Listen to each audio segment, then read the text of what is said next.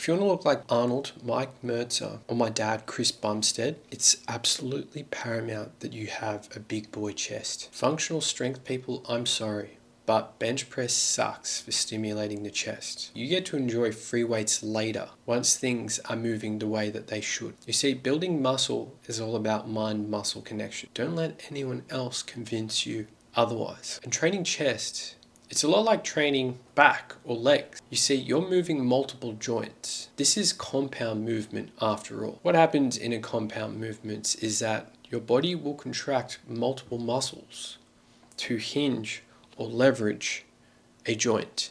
And in the fitness world, we look at it like this. You have an agonist, and in pushing, that's known as the pec major. We then have the tricep, so creating extension. This is known as the antagonist in the movement. And then you have the synergist, which in the case of the bench is the front delt. At the same time, we have our serratus in our ribs there, working as a stabilizer. I don't really think of it as a muscle group. It's more of it like a chain of command. I'll explain all of this in another video. Going back to the gym, when you're new, the body doesn't understand any of this. It doesn't really understand how to synchronize all of this properly. It's almost like things get lost in translation. In order to train the chest properly, the pec major needs to become stronger. It's like it needs to become the lead singer of a band. It does most of the work when all the muscles are working properly in symphony. But at the start, when your body is learning to create this muscle symphony, the body's like, damn, this tricep feels good. And it starts to designate your tricep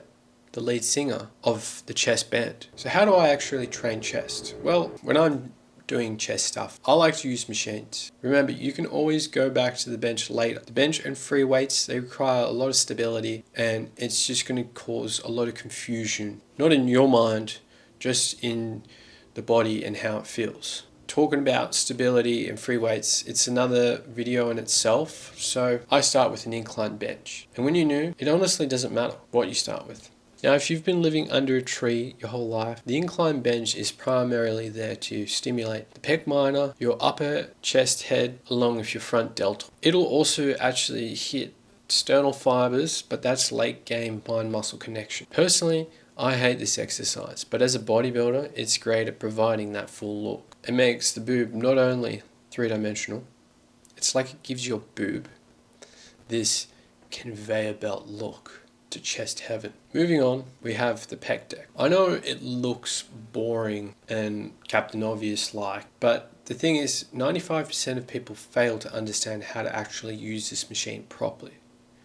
The Pec Deck favors those who use this machine as slow as possible.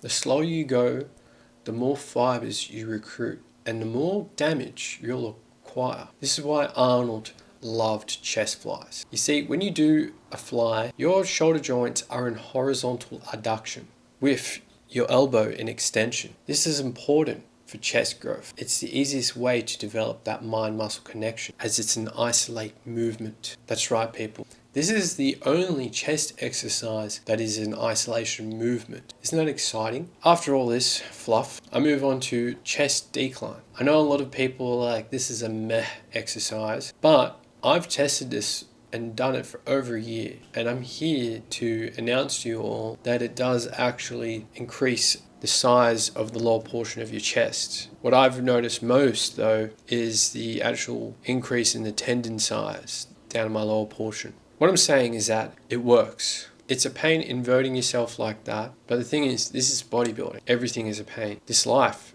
it's all about misery. Last but not least, I will do a machine chest press, reiterating all the damage I just did. I'm really trying to burn out those chest fibers. In other words, I'm overreaching, making sure the chest has gone to complete failure. Because I'm such a good boy, I like to rest for 2 minutes between sets. And I do 3 sets per exercise. When I'm training chest, I do 4 compounds and 2 isolations.